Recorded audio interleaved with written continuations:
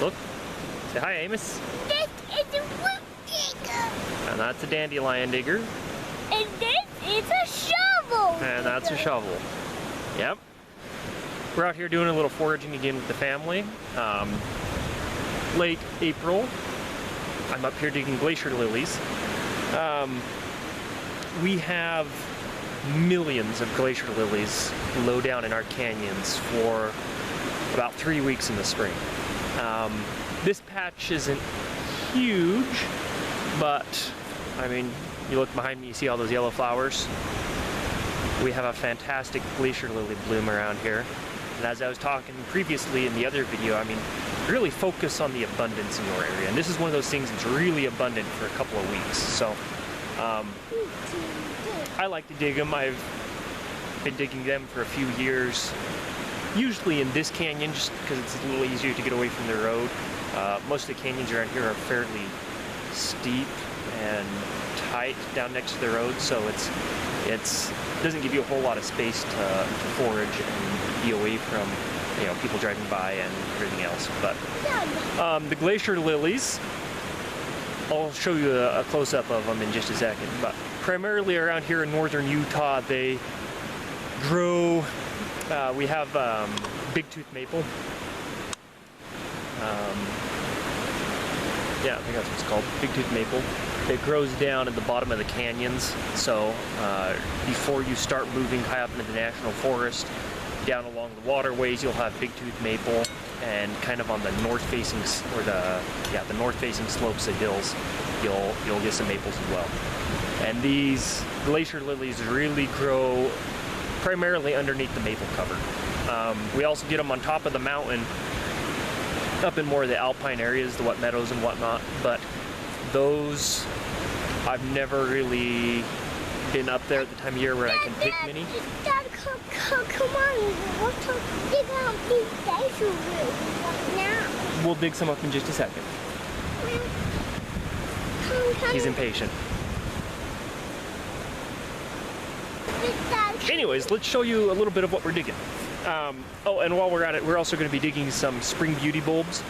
We don't have very many spring beauties, but we do get a couple mixed in amongst, well, kind of the same, yeah, the bottom of the canyons, a little bit of the wet, richer soil right among the maples. Frankly, we don't get a lot of areas like that around here. Most of it is these drier slopes here. I'll turn. You can see across the road here. That is what most of the low canyons around here look like, just dry, rocky slopes. Down here at the bottom, you start getting sparse maples, a lot richer for maybe, 50, 60 yards across down by the creek, and then you go straight up the mountain on the other side. This north-facing mountain is primarily maples as well, and then you start mixing in with some Doug fir as you go up a little bit, and junipers as you get up to where it's drier and the sun hits it more. But yeah, let's take a look at some of the plants we're going to be digging. So these are glacier lilies. These are glacier lilies. This one, as you can tell, is probably about an average height. They're maybe 8 inches, 7, 8 inches tall. You get these gorgeous yellow flowers with the petals that point backwards and up. I've always known them as glacier lilies. Other folks around call them dogtooth violets sometimes. For those of you back east, you don't have quite the same species. You have one that's, or you have several that are related in the same genera. But those have, they're trout lilies and fawn lilies. They have more mottled leaves. You get some patterning, purple or brownish on the leaves. Our western glacier lilies are just a green leaf. I'm not really going to go into identification. Learn to identify your own plants. I'm just showing you what I have in my area and what western foraging looks like. Although these early spring times are going to give you this false sense that there's a lot of growth around here because things really pop up well for a couple weeks in the spring before it all dries out in the summer and dies back. But anyways, so this is a glacier lily.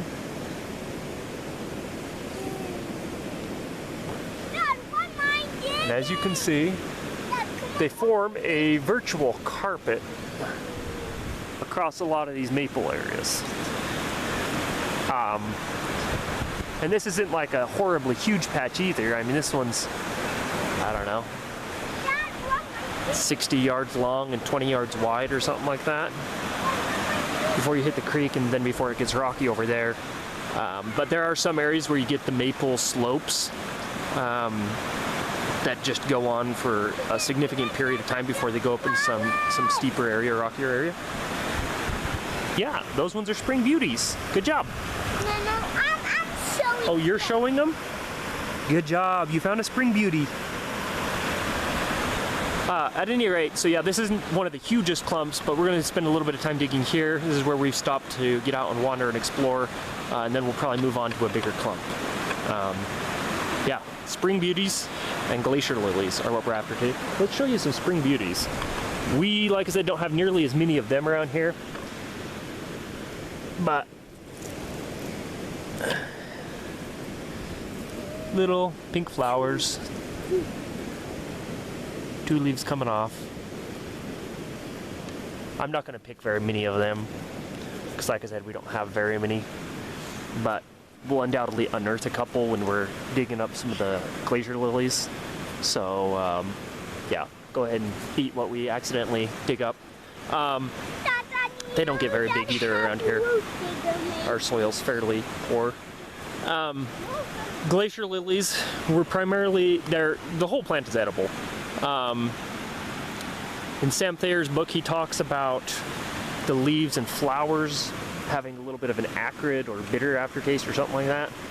I have honestly never noticed that. But I don't know if it's just the type of lily we have compared to the ones he does, or maybe it's just in our specific area. I don't know, but I find them pretty good. But I don't eat tons of them. You're mainly going for the bulb. The leaves are actually fairly sweet, but the bulb isn't good. Like Swedish, crisp, starchy bulb. Not too big. I'll show you how big they get. Maybe, yeah, well, not very big. Wild bulbs in general don't generally get very big around here, but yeah, gonna have a lot of fun. Gonna dig some up, make some dinner with them. Probably slow cook them with some milk. So, show you a few shots when we get to digging. Okay, here we go again. Let's try this. We have a few, 1, 2, 3, 4, 5, that all come down into a clump right here. Kind of dig back away from the edge just a little bit. Follow it down.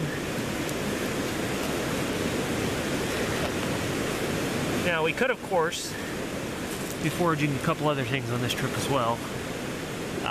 We've obviously got dandelion mixed in with it, or waterleaf mixed in with it. Right now I'm just focusing on glacier lilies at the moment. Looking for some bulbs, change things up a bit.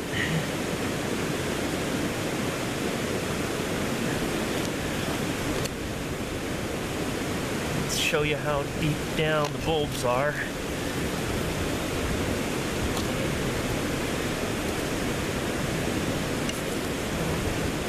So that one snapped off already. Wasn't digging him as carefully as I should. You can see, I mean, we're a good 4 inches down or something like that. Still haven't reached a bulb. The white part, though, it's actually pretty sweet, fairly juicy vegetable. It's pretty good. I like them raw.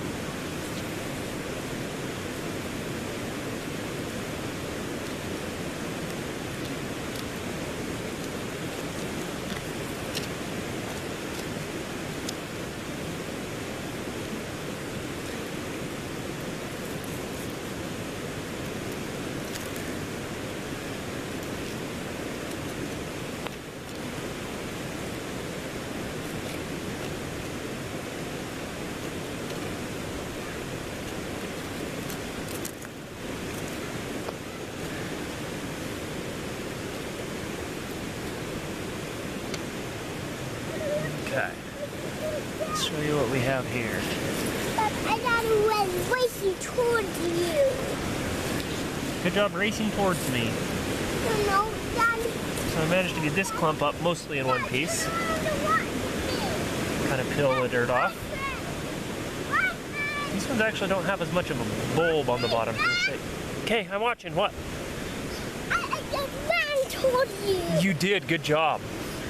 These ones don't have as much of a bulb. It's more elongated than some of the ones you typically find. I'll see if I can show you a few more examples. But, I mean, that's what you're looking for. It's maybe ½ inch wide, 1 inch long. Yeah. All right. So here's an example of the spring beauties around here. As you can tell, they're not very big. This is why I don't necessarily bother going after them a lot. They're probably about the size of a wild onion in the area. Or maybe the size of a pea, a little bigger.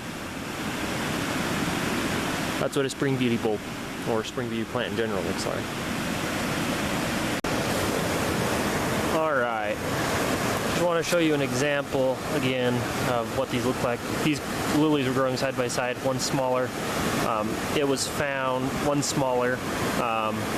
It was found, you know, probably 4 inches below the surface. The one growing right next to it, you're good 9 inches below the surface of the dirt.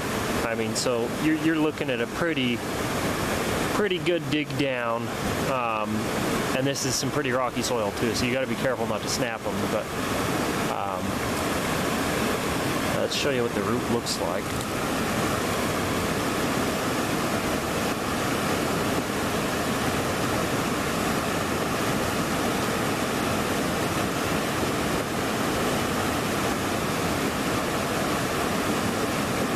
Yeah. These big ones actually have a fairly substantial root in places. It seems kind of smaller this year than normal. I don't know why. But and then I also wanted to show you one other thing. This is Waterleaf. Also found along these riparian areas around here where it's a little moister. Kind of see the, that interesting flower thing developing there. You get this like fuzzy pinkish white ball on them. The ones around here are ballhead waterleaf, I think. This is ballhead waterleaf. The roots are edible. Actually, sort of the leaf. The entire plant's edible. I wasn't overly impressed by it last year. Not so much because it had a bad flavor, mainly because it just seemed, I don't know, like bland, like really boring. And the roots are fairly small. I mean, they're pretty skinny. Added a few to a soup last year though, and they weren't bad. So, you know, another one to consider. I'm taking it home. Yeah. Not sure what you guys think of things like waterleaf, but since I have so much of it right here, I mean, I'm moving into where it's like, well, it's a lot of waterleaf combined with the glacier lilies. As you can see, this, I moved to a different spot across the creek. A lot of lilies still. I don't know if you can pick up all that yellow. Scattered in through the maples, and then working up the slope. That's what I'm here to collect. But this waterleaf is fairly abundant right here, so we're going to dig some more and give it another go, even though I wasn't super impressed with it last year. I'll give it another whirl and see what I think of it.